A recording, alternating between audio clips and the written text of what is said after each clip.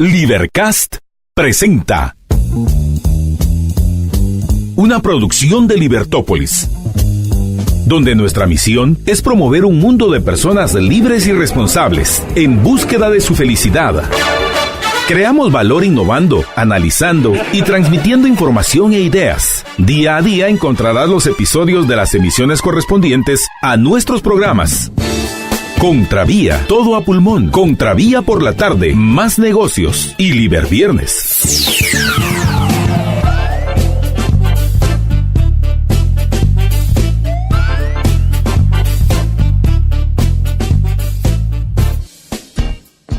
Buenas tardes, bienvenidos a Contravía PM y a este especial de fin de año. ¿Cómo le fue de fiestas de la cena? ¿Cómo le fue con su familia? Espero que muy bien, que le haya pasado muy bien con sus seres queridos.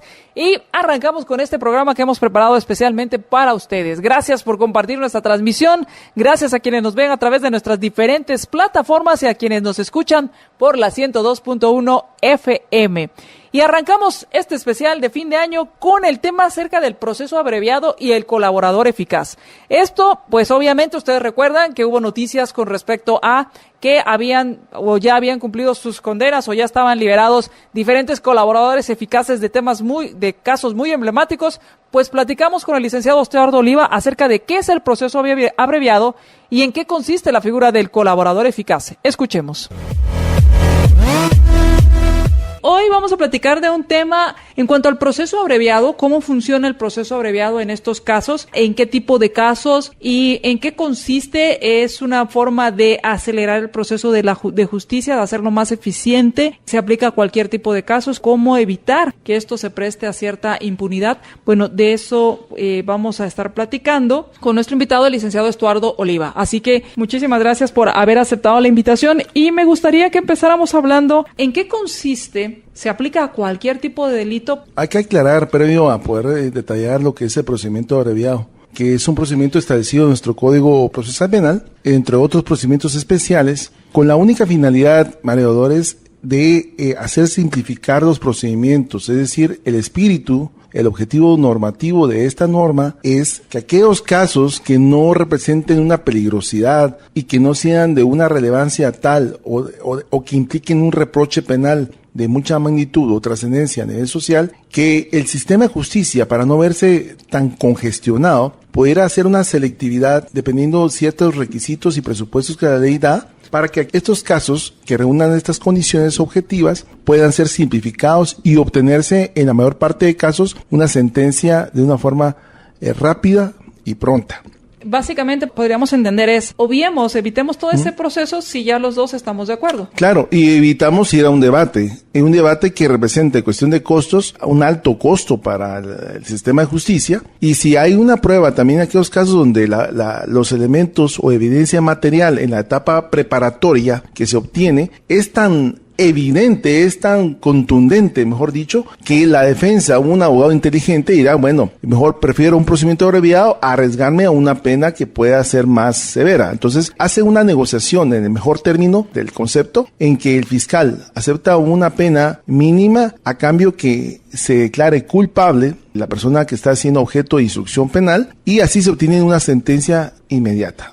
Hay que hacer una aclaración. No todos los procedimientos abreviados que requiere el fiscal con aceptación de la defensa y el sindicado necesariamente tiene que ser condenado, porque si no caeríamos en aquellos casos donde se esté autoimputando a una persona una responsabilidad sin haber cometido. Entonces el juez tiene que ser muy cauto en ver que lo que está aceptando la persona inculpada conteste o coherente con la evidencia material que se le ponga a la vista. Ok, entonces no es necesariamente aceptar la culpabilidad. Un requisito sí lo es, pero aún con eso pueden darse casos en el cual esté protegiéndose, por ejemplo, alguien que ha cometido un hecho culposo y que esté protegiendo a alguien que haya sido el principal responsable. O sea, un padre, por ejemplo, puede autoimputarse en defensa de su hijo. Uh-huh. Para evitar ese tipo de triquiñuelas, el juez tiene que ser muy cauto, que la aceptación de inculpado es un elemento, es un requisito. La reparación es otro requisito, pero también el juez tiene que evaluar los elementos materiales que se le pongan a la vista para determinar si realmente en la declaración de inculpabilidad, él pueda ir narrando el hecho brevemente cómo lo cometió, para que en ese relato, muy breve, muy sucinto, el juez determine si realmente lo que está relatando el sindicado, aceptando la responsabilidad, si está en armonía o en correspondencia con la evidencia, para evitar esas falsas autoimputaciones. Entonces, no cualquier delito puede ser... por supuesto. Llevar un proceso abreviado. Así, y no para aquellas personas que han tenido una reincidencia en un delito anterior, donde ha salido condenado de ese hecho. La reincidencia sería una causa que no pueda aceptarse un procedimiento abreviado por parte del fiscal. En los términos generales, el abogado defensor puede entrar a la negociación en el mejor sentido de la palabra y exponerle al fiscal la posibilidad de poder su cliente aceptar un procedimiento abreviado. Viene el fiscal, evalúa las circunstancias y si considera que sí es posible, entonces puede entrar a un proceso de negociación entre pena mínima de ese hecho que no supere los 5 años, reparación a la víctima si es que lo hay, o si es para el Estado, reparación, y así llegar a un punto donde ambas partes estén de acuerdo y esto ya se lo someten a un juez de primera instancia, si fuera el caso, en donde el juez evalúa y es el que tiene la palabra, por así decir, casi la última palabra, en aceptar o no el procedimiento abreviado. Si no lo acepta,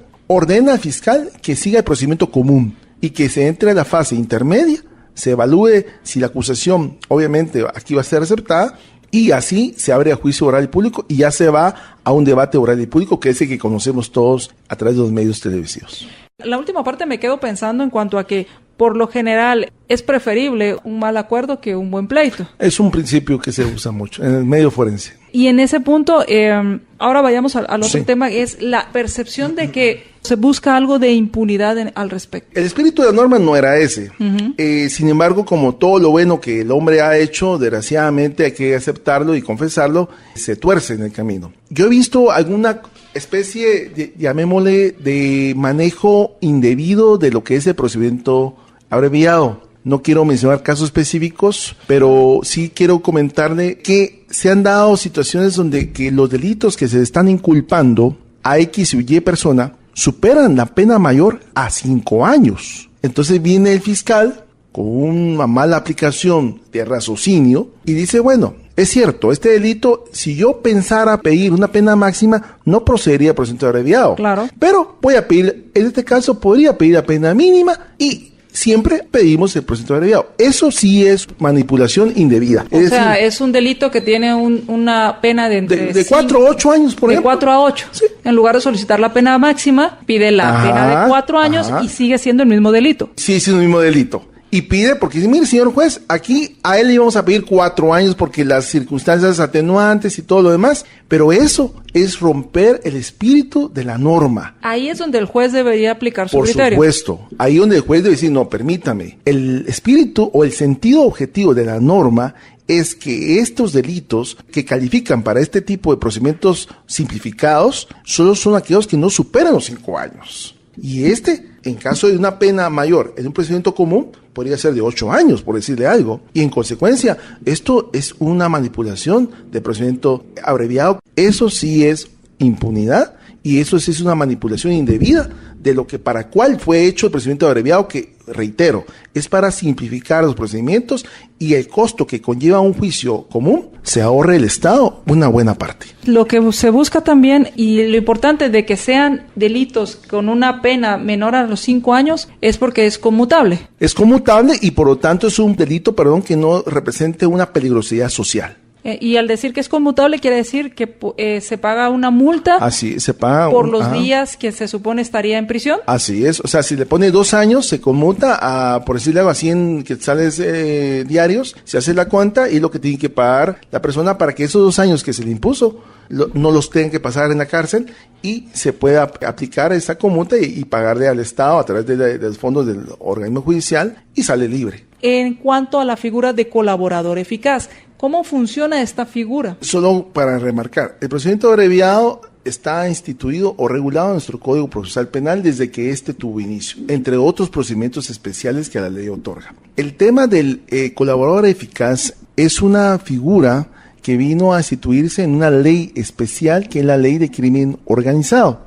Es decir, esta figura no está dentro del Código Procesal Penal en sí, está en una ley especial y esto deriva, acreedores desde lo que es o se conoce como un derecho premial, es decir, tú nos das estos y a cambio nosotros te damos aquello. Entonces, sobre esa base son dos cosas muy distintas. El colaborar y hacer eficaz una investigación implica que aquella persona que en principio debe ser aquella que ha colaborado lo mínimo, cosa que en Guatemala se ha distorsionado para mal de muchos. Esto, perdón, de que haya colaborado en lo mínimo, ¿está establecido en la misma ley o es parte de la doctrina del derecho? Es parte de lo que es el derecho premial y la ley de crimen organizado lo contempla, aunque tibiamente, pero sí lo hace ver, extrayéndolo de una interpretación muy detenida y reflexiva. Eso es importante porque, de lo contrario, estaríamos teniendo la contradicción de que estamos dejando ir a los principales en lugar que a los secundarios o terciarios. Cuando el espíritu de la figura es esto cabalmente, es que caigan los peces grandes, y dejando a los peces pequeños, dejando fuera a los peces pequeños. Es decir, en una estructura de crimen organizado es entendible hasta cierto punto. Yo sí soy partidario de que la figura de colaborador eficaz es un simple delator y por lo tanto esto debe ser proscrito en un Estado democrático de derecho, porque si no esto va a romper algo más importante, que es el tema de lo que es la solidaridad social, lo que es el principio de convivencia, porque si no estamos en aquellos casos donde, ¿te acuerdas? En la época de estudiante, donde venía un alumno y después de darse un evento, el profesor le dice, bueno, ¿quién fue? Viene uno, levanta la mano y yo sé, y este es el que va a delatar al que cometió algún tipo de situación irregular dentro del aula. Esto obviamente nos trae a la idea que dando este tipo de premios, aquel que ha colaborado o que ha contribuido en el tema delictivo de una forma muy insignificante, podría ayudar al Ministerio Público o al ente investigador a poder llegar a los más principales. Pero esto no está pasando hoy en día. Hoy en día lo que estoy viendo, lejos de tener esto como derecho premial, se está dando grandes eventos en donde se está dejando ir al principal, al que abre más la boca, por así decirlo. Al que canta mejor. Exacto. O al que llega primero a cantar. También. Y dejando dentro del esquema de imputación a aquellos que quizás contribuyeron, pero no tanto. Y esto sí es algo que debe ser estudiado y reexaminado, porque este no era el espíritu de la figura. Y ahí está un alto índice de impunidad. Entonces, yo sí llamaría la atención sobre el tema de que este tipo de figuras ya iría a desaparecer en un Estado democrático de garantías, donde la evidencia no se puede, un caso no se puede construir sobre un relato de alguien que tiene interés dentro del tema, porque en todo caso él tendría que estar dentro de la imputación. Yo creo que un Ministerio Público como el que ahora se nos presenta debería de apostar a evidencia científica, y el colaborador eficaz en todo caso, yo estoy en contra de la figura, pero en todo caso debería ser solo un apéndice para reconstruir todo esto.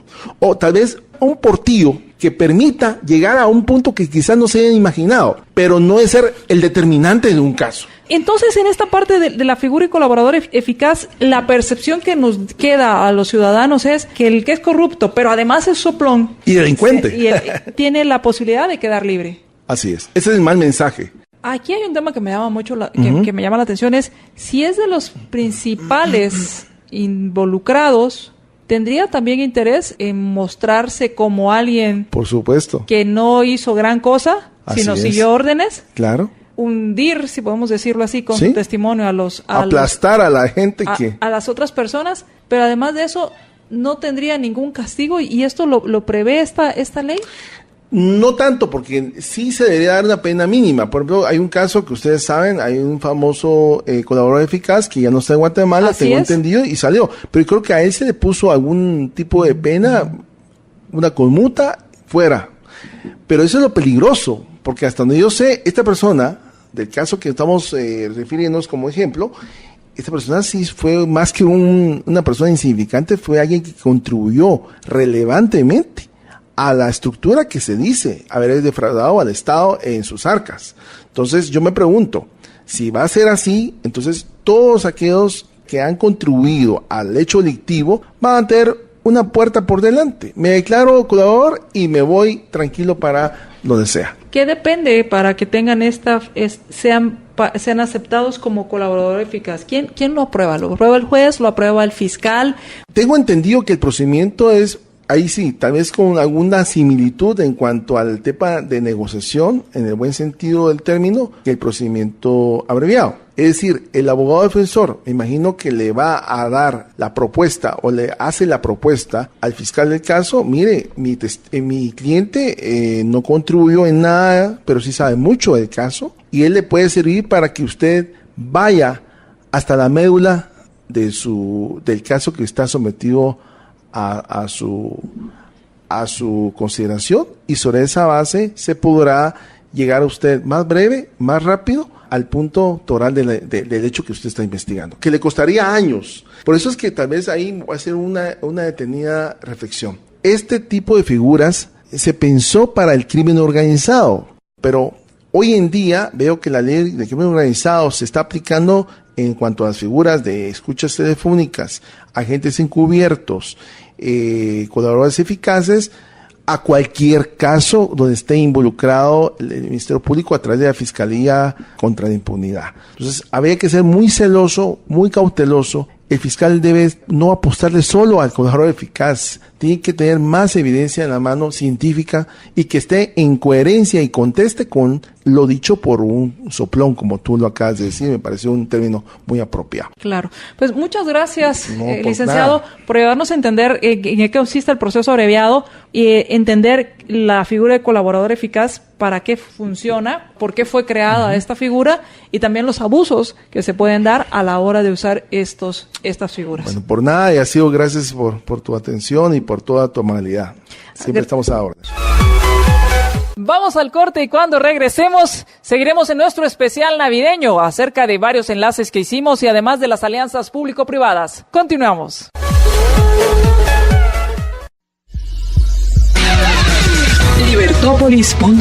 Libertópolis.com. Ideas con valor. Samboricé mi pérgola y le coloqué un piso rústico de Samboro y logré darle ese toque campestre que siempre quise en mi jardín. Samborizar es dar belleza y transformar tus ambientes con estilo. Samborízalo con Llega la época del año donde reflexionamos acerca de lo que hemos vivido, donde las ilusiones y los sueños renacen. Y para estar preparados, Libertópolis llevará a usted el especial de fin de año. Una recopilación de los programas más relevantes de Contravía, Todo a Pulmón, Más Negocios, Contravía PM y Liberviernes, del 17 al 28 de diciembre, por Libertópolis.com, 102.1 FM, nuestras redes sociales y por nuestra Libertad. Gracias al patrocinio de Anabeli, calidad, tradición y experiencia desde 1959. Haz una pausa en tu rutina. Es tiempo de un consejo de salud de GNC. Las proteínas construyen y regeneran los músculos. La cantidad de proteínas que una persona debe consumir depende de muchos factores, tales como la edad, peso, altura, la actividad física y los objetivos nutricionales que deseas alcanzar. Una dieta proteica completa permite obtener la energía y la vitalidad que necesitas para tu día a día. En GNC encuentras todo para tu salud. GNC, live well. Estás escuchando Libertópolis.com para el mundo.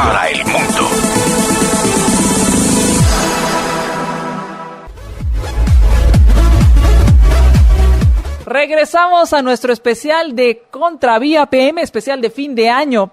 Y en este segmento vamos a pasar varias de las enlaces telefónicos que hicimos durante, por lo menos algunos de los que hicimos durante el año.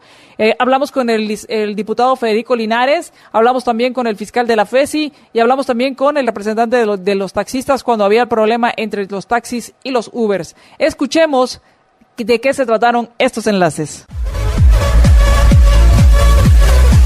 Regresamos a Contravía por la tarde. Les habla María Dolores Arias, me acompaña Alejandro Baldizón y ya tenemos en línea a nuestro invitado, el diputado Fernando Linares Beltranena. Muy buenas tardes, diputado, ¿cómo está? Muy buenas tardes y a todos los radioescuchas de Libertópolis, aquí a la orden. El motivo de nuestra llamada es para saber qué sucedió con la prórroga del acuerdo o la prórroga de este decreto gubernativo en la cual se prorroga el estado de calamidad y que debe conocer el Congreso. ¿Cuál es el estatus de esta prórroga? El estatus es, lastimosamente, que en el pleno que fue convocado para el efecto, que fue el último, el viernes, no alcanzó el quórum necesario y entonces se perdió la solicitud que hizo el Ejecutivo de prorrogar el estado de calamidad, que en este caso pues es uno de los estados de excepción de la Ley de Orden Público, de los cuales hay 5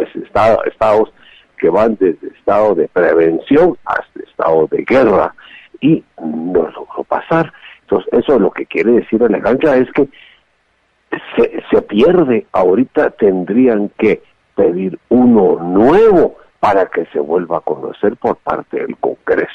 Pero este no alcanzó los votos por muchas razones. Y por supuesto que si se hizo algo bajo el primer estado de calamidad, puede haber responsabilidad de los que lo hicieron cuando haya dudas de licitaciones que hubieran sido mal hechas, como hay 2 o 3 por ahí que suenan. En cuanto al tema del Congreso, ¿hay programada otra sesión para esta semana o de las siguientes semanas? No hay. Hoy hubo una sesión de jefes de bloque y, según escuché, nos van a convocar para de mañana en 8. Lo que hay mañana y pasado son solamente reuniones de las comisiones. Es más, la comisión mía, que es la de legislación y puntos constitucionales, convocamos mañana, nos reuniremos, pero pleno habrá hasta la semana entrante. En la Comisión de Asuntos Electorales, ¿qué temas tienen pendientes? Conocerá de un proyecto que yo presenté, de una iniciativa que es para rescatar muchas reformas que se hicieron en el año 2016 y que, porque la Corte Constitucional no ha terminado de conocerlas, pues se han perdido. También está muy interesante conocer el artículo 205 de la ley electoral, lo que permite la libre asociación de diputados, que mal llamado se ha tenido como transfugismo, y eso se conocerá en el pleno, requiere de 105 votos también, y no tiene que ir a la Corte de Constitucionalidad. Este artículo 205 ya tiene el dictamen favorable, tengo entendido. Ya tiene dictamen favorable por la CC, antes que lo mutilara el entonces presidente del Congreso, Mario Taracena, y que le quitó un párrafo para favorecer a los secretarios generales, que quieren tener el monopolio del control de sus diputados. Miren, eso es lo que está en el fondo. No crean que es algo para afectar a los votantes.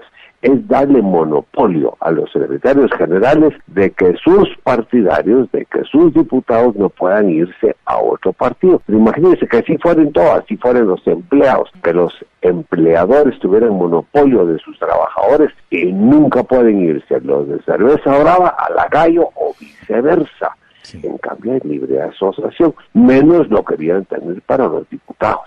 Entonces este artículo permite, antes de que lo mutilara Taracena, permite que los diputados en el último año, o sea, a partir de enero, puedan cambiarse de un partido a otro sin afectar los derechos que tienen como diputados. Lo que se está proponiendo es fortalecer el control de los secretarios generales sobre los partidos políticos, subordinando aún más a los diputados a las directrices de los secretarios generales, dueños, caciques, caudillos o como se les quiera llamar. Esa no es la solución. Yo he propuesto que la solución a este tema es la votación nominal. Se acabó el problema, que la gente vote por quien quiera votar, independientemente del partido, y entonces el partido ya no tiene control sobre el diputado, porque entonces es la figura de la persona a la que la gente elija. La votación uninominal es la única y absoluta solución a este problema y nada más va a corregir este problema a menos que cambiemos el sistema electoral. Ahora la pregunta es, ¿cómo ve esa situación? ¿Qué tanto viabilidad, por así decirlo, tiene una idea como esta en el Congreso si la población lo está exigiendo a gritos? ¿Por qué el Congreso no reacciona? El año pasado en la Comisión Electoral a la cual yo pertenecí, recibimos a una cantidad de grupos y yo entre mis propuestas tenía hasta formatos de voto uninominal, que es voto preferente, es una variante para que la papeleta no sea demasiado grande. Quiere decir que en el voto de diputados distritales se puede elegir por la persona que uno quiere. Sí, y le voy a decir algo, eso tiene beneficio que ya no importa cuotas de mujeres, cuotas de indígenas, porque con el voto uninominal se vota por la persona que uno quiera. Puede ser que todos salgan mujeres, solo hombres, solo indígenas, solo ladinos, porque es la libertad lo que al final de cuentas cuenta. Yo estaba a favor de eso, pero perdió en la comisión por pocos votos, y esta propuesta nueva que se mandó a la Corte de Constitucionalidad y que ellos no lo han devuelto todavía, no tiene el voto uninominal.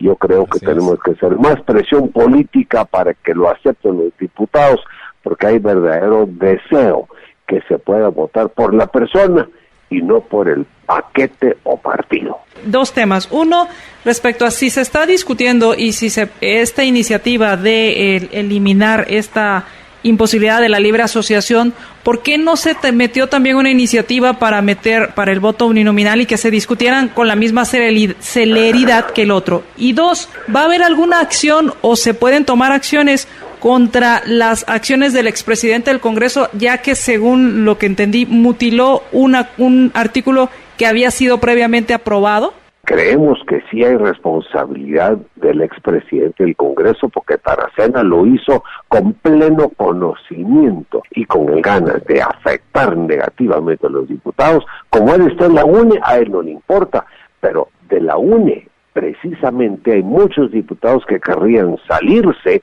si no hubiera hecho esta mutilación Taracena de la ley. Mire, y me gusta que ustedes hayan aceptado la denominación que yo le puse a la libre asociación, porque eso es la libertad que tiene un diputado de cambiar de partido, al igual que todos tenemos la libertad de cambiar de religión. Nos podemos pasar de evangélicos a católicos o viceversa, liberarnos de una relación sentimental que no nos gusta, incluso migrar a los Estados Unidos. Eso es libre asociación. Tenemos libertad de intentarlo, aunque no necesariamente nos van a dejar entrar en Estados Unidos, pero hay libertad de migrar.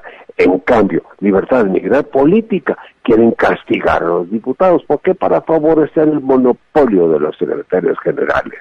Y los secretarios les encanta esto, porque entonces tienen una audiencia cautiva de diputados que no pueden irse de un lugar a otro. Mire, si yo lo propusiera en el Congreso ahorita, junto con este artículo de libre asociación, yo no creo que lograra 105 votos, porque ya fue rechazado por la Comisión Electoral y porque ahorita los diputados no están pensando en mejorar el sistema electoral, sino solo en la libertad de poder pasarse a otro partido, ser electos y volver a jugar en las próximas elecciones. Pues ya que están tan preocupados por la libertad de asociación, pues también valdría la pena que se preocuparan por la libertad de elección del ciudadano. Estoy de acuerdo, yo simplemente hice una predicción, un poquito, si quieren ser pesimista, pero conociendo el Congreso un poco realista, que no creo que cuele, aunque debería colar. Eso era una gran campaña que yo tenía el año pasado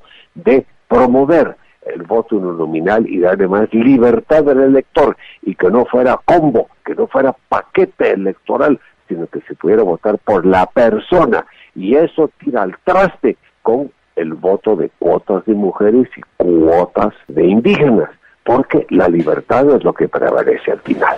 Pues muchas gracias, diputado, por contarnos qué está sucediendo en el Congreso y qué pasó con esta prórroga que había solicitado el Ejecutivo, y también cuáles son los temas que se están discutiendo en el Congreso y la próxima reunión extraordinaria que tendrá el Congreso. Muchísimas gracias. Ok, de nada, hasta luego. Buenas noches. Tenemos en la línea al jefe de la Fiscalía Especial contra la Impunidad, el licenciado Juan Francisco Sandoval. Muy buenas noches y bienvenido. Muy buenas noches. Estamos hablando acerca de la resolución o la sentencia que dieron las juezas del juzgado 11º de sentencia penal en el caso de Ixpisa. Según lo que decía, o al menos lo que hemos tenido información, es que las juezas pues determinaron la misma sentencia para los integrantes de la junta directiva y los integrantes de las juntas de licitación. ¿Esto es correcto? Así es, de acuerdo con la valoración que hizo el Tribunal 11º de sentencia del material probatorio que fue diligenciado en el debate oral y público, tanto la junta de licitación como la junta directiva del Instituto Guatemalteco de Seguridad Social debieran de cumplir con una condena de 6 años y 3 meses de prisión. No se referían a suspender la pena, sino que en este caso lo que se ha comentado mucho es el tema de las medidas sustitutivas hasta en cuanto la sentencia esté firme. Y en ese sentido tendríamos que agotar aún la fase impugnativa, ya que del análisis que se haga de la sentencia en su conjunto, cuando no sea notificada en forma íntegra, tendremos que analizar todos los sujetos procesales y verificar si en el resultado de la sentencia existe algún agravio. Por ejemplo, tenemos que verificar si al momento de imponer la pena a quienes resultaron condenados por fraude, si se analizó o si se observó por el Tribunal de Sentencia el último párrafo del artículo 450 del Código Penal, que tiene una implicación en cuanto a que los condenados de fraude, cuando los eventos en los cuales se determine el mismo se trate de casos de asistencia social, la pena debiera educarse. Entonces, situaciones como esta, que ya fueron advertidas con la síntesis que hicieron de la sentencia, tendrán que ser analizadas en el texto íntegro de la misma. Mientras tanto, las personas que están ya con estas sentencias, ¿están ahorita en libertad condicional, por así decirlo? Con medida sustitutiva, salvo los miembros de la junta directiva, tomando en consideración de que ellos tienen otra vinculación procesal, de la que conoce el juez del juzgado 10º de primera instancia penal en los eventos que se han conocido como ambulancia, TAP y arrendamiento de la zona 9. Por ejemplo, se tomara en cuenta este párrafo que usted mencionaba respecto a duplicarse la pena. ¿Cuál sería el proceso a seguir por parte de la Fiscalía?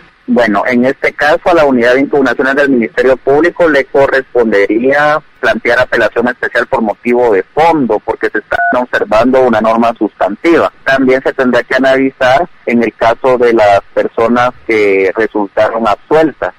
Y entiendo que en el caso de las respectivas defensas, en los casos de las personas que resultaron condenadas, tendrían que hacer algún planteamiento por considerarse de que en la sentencia pudiera existir algún agravio. En este caso, ¿cuál es la principal diferencia para ir entendiendo los diferentes casos? Bueno, algunos de los casos, cuando el tribunal ha emitido sentencia, se ha cumplido con el presupuesto del artículo 124 del Código Procesal Penal, que es lo relativo a la reparación digna. En el tema específico de Ixpisa, de acuerdo a lo que indicó el tribunal, en el momento en que notifiquen en forma íntegra la sentencia, van a indicar en relación a alguna audiencia de reparación digna y verificar el pronunciamiento que realizó el tribunal en relación a que la entidad Pisa fue llamada como tercero civilmente demandado, es decir, quien ellos deberían de responder en relación al daño, y al escuchar la parte sintética de la sentencia no se hizo pronunciamiento al respecto, por lo que tendremos que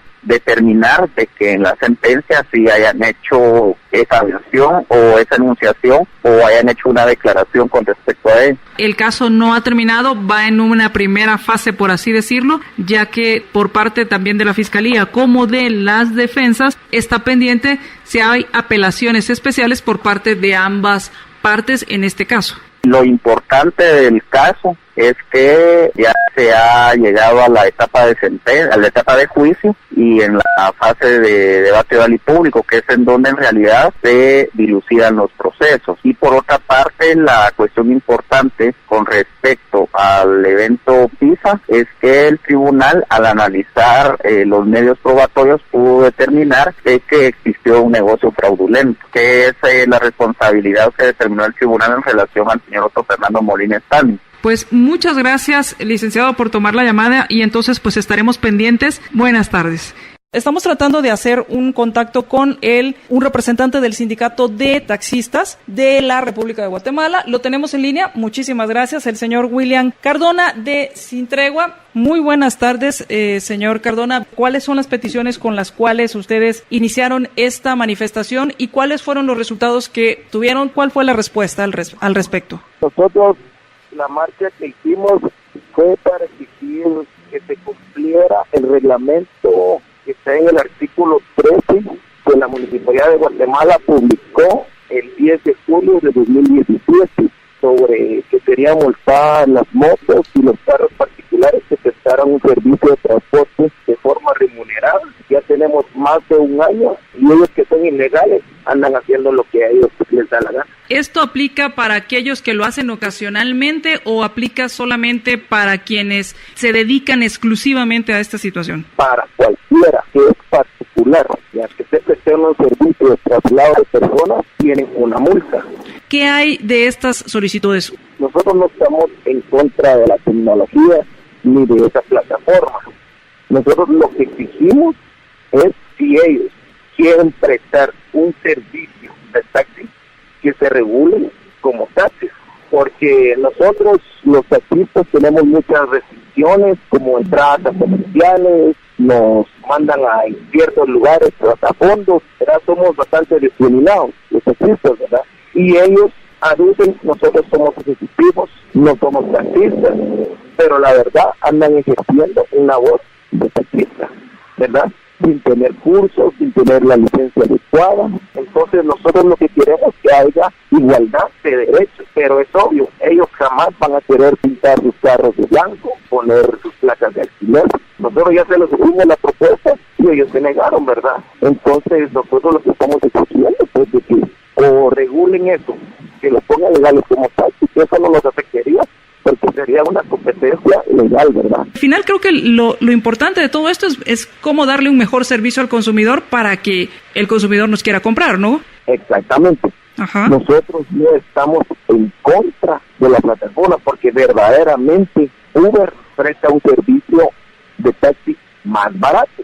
Es algo por lo cual nosotros no podemos competir contra Uber, pero lo que nosotros exigimos, si ellos quieren prestar un servicio de taxi, que lo hagan legalmente y verdaderamente que no lo hacen. Ok, muchísimas gracias, don William. Cuando regresemos, hablaremos acerca de las alianzas público-privadas. ¿En qué consiste? De eso le estaremos comentando. Regresamos.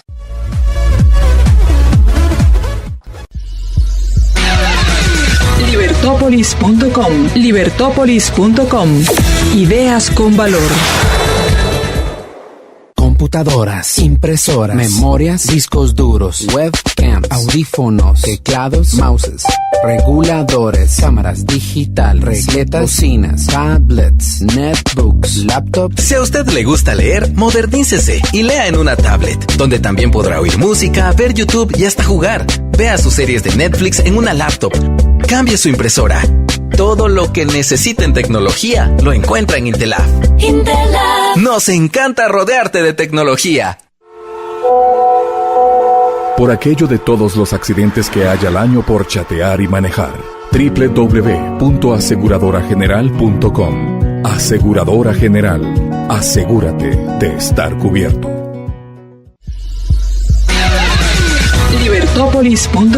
Libertópolis.com. Ideas con valor. Como que no quiere la cosa, ya estamos en el último segmento de este programa y de esta emisión especial de fin de año en Contravía PM. En este caso vamos a pasarles un extracto de la entrevista que hicimos con Javier Fernández Lasqueti, con Roberto Sagastume de A Nadie, y hablamos acerca de las alianzas público-privadas, que son cómo hacer que haya competencia para mejorar el servicio. De eso platicamos, escuchemos la entrevista. Ya Estamos en Contravía PM, es un gusto estar con todos ustedes, les habla María Dolores Arias y hoy tengo el gusto de tener invitados con quien vamos a hablar acerca de este tema de las alianzas público-privadas, en qué consisten, a raíz, que se habló ya de la concesión que se dio en licitación de la autopista de Escuintla a Puerto Quetzal, se está hablando ya de Metroriel, se ha hablado también del aeropuerto, se habla de un centro de convenciones, se hablan de varios temas y si hay algo que hace falta en el país es inversión y sobre esto vamos a estar hablando con nuestros invitados. Está con nosotros Javier Fernández Lasqueti, que tiene experiencia en este tema de alianzas público-privadas, específicamente en el sector de salud. También está con nosotros el ingeniero Roberto Sagastume, director ejecutivo de ANADIE, muchas gracias, y el ingeniero Rafael Díaz, asesor de ANADIE. Empecemos hablando sobre qué son las alianzas público-privadas, en qué consiste. ¿El gobierno se convierte en un socio o cuál es esa alianza? Dentro del concepto de alianza público-privada puede entrar muchos temas. La agencia, que es la Agencia Nacional de Alianzas para el Desarrollo de Infraestructura Económica, es una institución pública descentralizada cuyo objeto es estructurar, licitar y ejecutar proyectos bajo la modalidad de alianza público-privada, que no es más que la participación de una empresa privada, de un participante privado, en la provisión de infraestructura pública que tradicionalmente ha sido provista por el Estado, dentro de un contrato de largo plazo de una empresa privada o un participante privado, bajo un marco regulatorio específico, cual está regulado en Guatemala a través de la Ley de Contrataciones del Estado, en donde básicamente el Estado lo que hace es que compra un activo, y eso lo que implica es que el Estado tiene que tener el financiamiento para poder comprar el activo, la capacidad técnica para hacerlo, obviamente el presupuesto, y una vez que el Estado compra el activo, pues el Estado se encarga ya de darle mantenimiento durante la vida útil de lo que tarda el activo. En una alianza público-privada lo que se trata es cambiar ese esquema, o en donde el Estado, en vez de comprar el activo, lo que compra es un servicio asociado a esa infraestructura pública, y no únicamente lo compra en un corto plazo, sino que lo compra a un largo plazo. Recientemente se habló de Marnos y se habló de esta concesión de la autopista Puerto Quetzal, Escuintla. Y aquí, ¿qué es lo que funcionó? O sea, ¿qué fue lo que se hizo? Porque por un lado se habla que el gobierno ya tenía un activo, y este activo es la carretera, los pasos de vía, los derechos de vía, y ya tenía una infraestructura establecida. En los proyectos de alianza público-privadas puedes hacer proyectos existentes, que en la jerga de alianza público-privada se llaman brownfield, y puedes hacer proyectos nuevos, que en la jerga de alianza público-privada se llaman greenfield. En este caso es un proyecto brownfield, es una infraestructura existente, y lo que busca el Estado es convertir el actual tramo de Escuintla a Puerto Quetzal, que se llama autopista, pero en realidad no es una autopista porque no cumple con los estándares técnicos, en convertirlo en una verdadera autopista, ¿sí? Como a través de infraestructura clave complementaria al actual tramo, entre ellos la ampliación a 3 carriles, distribuidores de tránsito, en donde si tú quieres regresar a un lugar o quieres salir, tienes que recorrer 3, 4, 5 kilómetros más, das un retorno a un paso a desnivel y retornas del otro lado, y no haces un cruce a la izquierda, poniendo en vida tanto tu vida como los otros usuarios de la autopista. Y así otra cantidad de inversiones que se le exige al participante privado que haga en el tramo para convertir el actual tramo en una verdadera autopista. La inversión la pone el participante privado en este proyecto, 100% inversión privada, el Estado no pone presupuesto, y en contraposición se le da un derecho al participante privado de un cobro de una tarifa a través del cobro de un peaje para recuperar la inversión, tanto financiamiento en deuda pública como financiamiento de inversión propia. Para ello, pues, se establece todas las condiciones contractuales en un contrato de alianza público-privada que forma parte de las bases de licitación del proyecto. Y así se establece, en términos generales, lo que se pretende con el proyecto. Este derecho que le da al Estado, digamos, para recuperar la inversión que tiene inicial que genera para poner a punto la autopista, la tiene que recuperar sí a través de peaje, pero hay un mecanismo de fiscalización a través de índices o niveles de servicio que garantizan en cierta forma el servicio que va a prestar el privado a los propios usuarios, es decir, que haya un sentido, digamos, económico de pago por el servicio nuevo y el estándar nuevo de velocidad que estoy ahorrando, de seguridad, y entonces eso obviamente pues va a motivar a que la autopista pues se siga usando, ¿no? O se use de manera adecuada. Javier, en tu experiencia, ¿cuál es el sentido de que existan estas alianzas? Estas alianzas son una manera creo que la mejor para hacer aquello que de otra manera es que probablemente ni siquiera se haría, ¿no? Y lo estamos viendo, es decir, no avanzan las infraestructuras en el país como nos gustaría, y llega esta iniciativa que me parece muy saludable y muy buena. Hay una discusión previa, que no entro en este momento, que es si debería hacerlo el Estado o no, pero puestos a hacerlo es mucho mejor que lo haga a través de una alianza público-privada que pretender hacerlo directamente. Yo mi experiencia ha sido fundamentalmente en el sector de salud en Madrid, en la que como consejero de salud puse en marcha 2 nuevos hospitales mediante una fórmula de alianza público-privada, y al mismo tiempo funcionaban otros 7 hospitales con otra fórmula también de alianza público-privada ligeramente diferente, pero que también funcionaba muy bien, que sacamos a esta modalidad de gestión, y debo decir que siempre con buenos resultados, con algunas claves, y que a mí me parecen fundamentales, y además me parece fundamental que se tenga muy claro desde el principio. La primera es transparencia, la segunda es que el concesionario tenga riesgo, que no lo tenga todo garantizado, porque si se lo damos todo garantizado, entonces es muy fácil no hacerlo bien, ¿no? Y la tercera es, en la medida de lo posible, que haya competencia. El primer punto es la transparencia. ¿Cómo garantizaron la transparencia en cuanto a estas adjudicaciones en esta licitación? ¿O cómo lograr generar esa percepción, porque al final es percepción, de que ahora es diferente? Es importante en términos de transparencia, yo siempre le he dicho, en términos de transparencia no es únicamente aparentarlo, sino que hay que hacerlo y demostrarlo, ¿sí? Entonces, básicamente, bajo ese dicho, los hechos que hemos hecho en relación al término de transparencia, nos hemos apegado al marco legal jurídico que establece en la Ley de Alianzas para el Desarrollo de Infraestructura Económica. La propia ley y el marco regulatorio de todos estos procesos de licitación fue pensado y fue diseñado y quedó incluido dentro de este marco legal la exigencia a los funcionarios públicos de implementar medidas y acciones relacionadas con la transparencia. Toda la información relacionada con el proceso de licitación está colgado en el portal de Guatecompras, ¿sí? Tanto el proceso de precalificación como el proceso de licitación. Tú lo buscas en Guatecompras, te metes al buscador por nombre y tú encuentras los 2 procesos, y todas las actuaciones de los procesos de licitación están en Guatecompras. Así como también todo está subido a nuestra página de internet. La página de la agencia es www.agenciadealianzas.gov.gt, y también por ley nosotros tenemos que subir todas las actuaciones en relación a los procesos de licitación. Adicionalmente, también el marco legal nos exige que todos los eventos de recepción de manifestaciones de interés, en el caso de la precalificación, los eventos de recepción de ofertas y apertura de propuestas técnicas y el evento de ofertas económicas son eventos públicos. Los 3 eventos, en cumplimiento de la ley, hicimos eventos públicos en los lugares adecuados, se invitaron personas, incluso hubieron personas que nos acompañaron a poder verificar el procedimiento durante el evento público, y entonces estuvieron presentes y se levantó acta notarial de todo lo que es el evento público. Y durante el evento público también se transmitió en vivo en nuestra página de internet, se transmitió en vivo en nuestras redes sociales. Eso sí no es marco legal, sí, eso es un poquito más que nosotros hicimos en el marco de la transparencia, que transmitimos nuestros eventos públicos en redes sociales y en nuestra página de internet. Y entonces cualquier persona, cualquier ciudadano puede buscar en estas 2 fuentes de información toda la información técnica de actuaciones dentro del proceso de licitación y de precalificación. Tengo entendido que este proceso, en cuanto a lo de la autopista de Escuintla, Puerto Quetzal, todavía está pendiente de varias partes del proceso.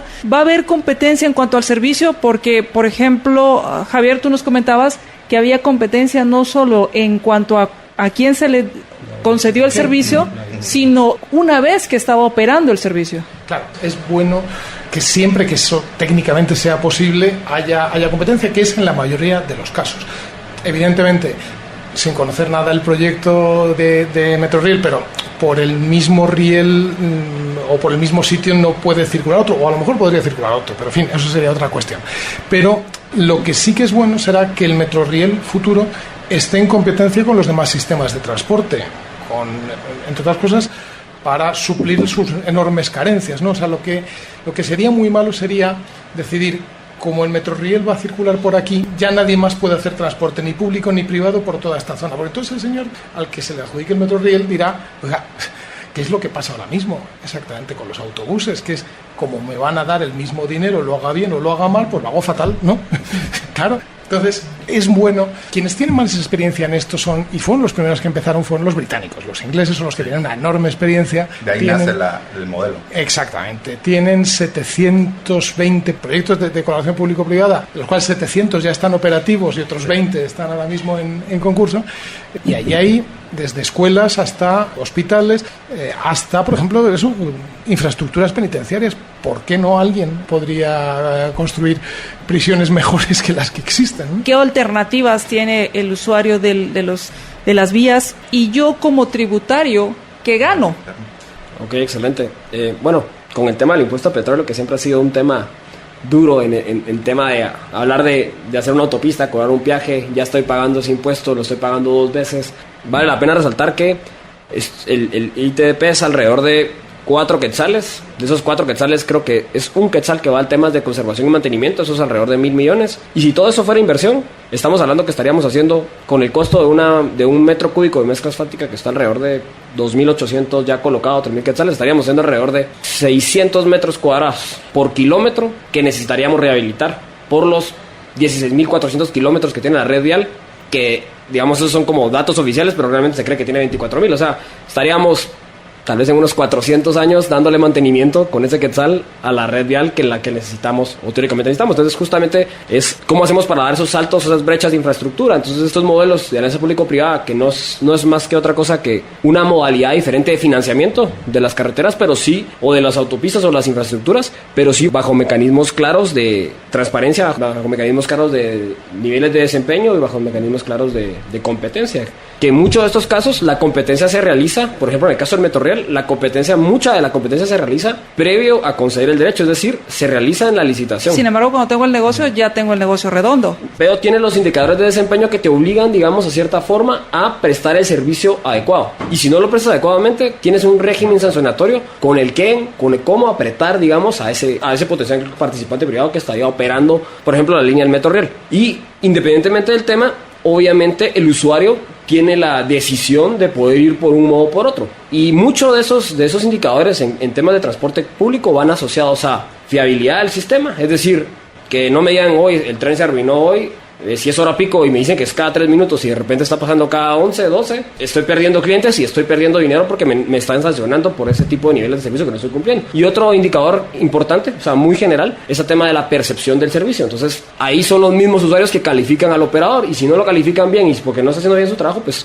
tiene otro tipo de sanción. ¿Quién fiscaliza y quién aplica esas sanciones? ¿A quién le vas a poner esta multa? ¿Quién la va a aplicar? ¿Y cómo vamos a tener? Porque hay algo que no tenemos en nuestro país y es certeza de castigo. Lo que la ley de alianzas público-privadas definió y estableció es que se establezca dentro de la fase de construcción un directorio ad hoc compuesto por 2 funcionarios de la institución que solicita el proyecto y 2 funcionarios de la agencia.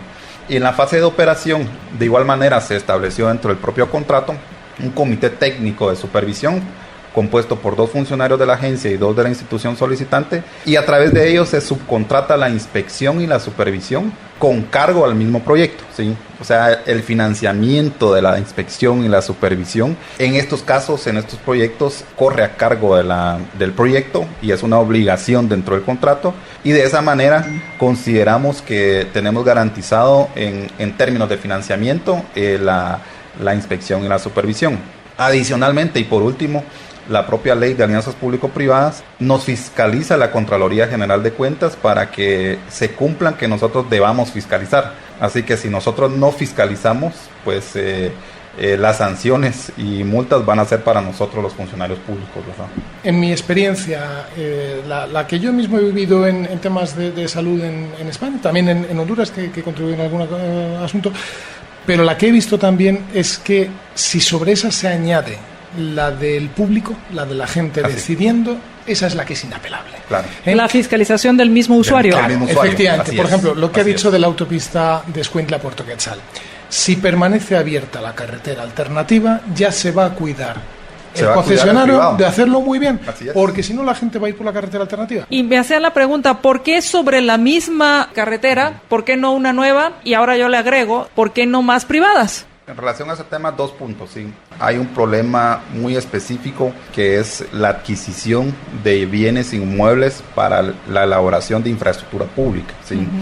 En Guatemala no existen o no se han implementado, no se han desarrollado los mecanismos legales para adquirir de manera adecuada, eficiente y en tiempo los bienes inmuebles para desarrollar infraestructura pública, entre ellos infraestructura vial. Pero eso ha sido uno de los principales problemas en términos jurídicos en Guatemala en Nueva Carretera. Y el segundo elemento que te comentaba y tiene que ver con el tema de los impuestos de la gasolina, y que, como saben, los recursos son escasos, ¿sí? Tenemos una red vial de más de 16,000 y según no oficiales son más de 20,000 kilómetros. No es posible mantenerlos, son escasos. Con este proyecto también tiene un impacto indirecto, que es con la inversión que el Estado no hace o que se ahorra en inversión y en operación. El Estado puede hacer otras obras, tanto en infraestructura vial como en otros sectores de importancia o de prioridad en términos de salud, educación. Puede reutilizar esos recursos en otras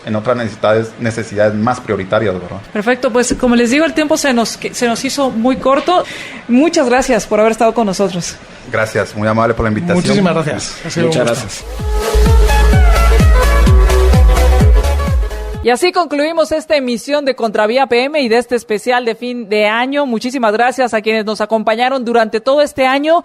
Si quieren escuchar los programas completos, los pueden escuchar en libertopolis.com. Ahí están completos los programas. Gracias por acompañarnos. Espero que queden invitados para seguirnos acompañando el siguiente año. Gracias a Mario por habernos acompañado durante todo este año y a José Díaz por haber hecho posible estos extractos y haber hecho posible toda esta edición. Que tengan una excelente tarde y vamos a nuestro siguiente programa en Más Negocios. Libercast presentó una producción de Libertópolis. Recuerden que si quieren conocer más de nuestros programas, seguirnos en las diferentes redes sociales, o si quieren ver nuestros programas y conocer a nuestros conductores e invitados, pueden ingresar en www.libertopolis.com. Recuerda suscribirte y dejarnos 5 estrellas para que continuemos trabajando en producir más podcasts de tu interés. Libertópolis, ideas con valor.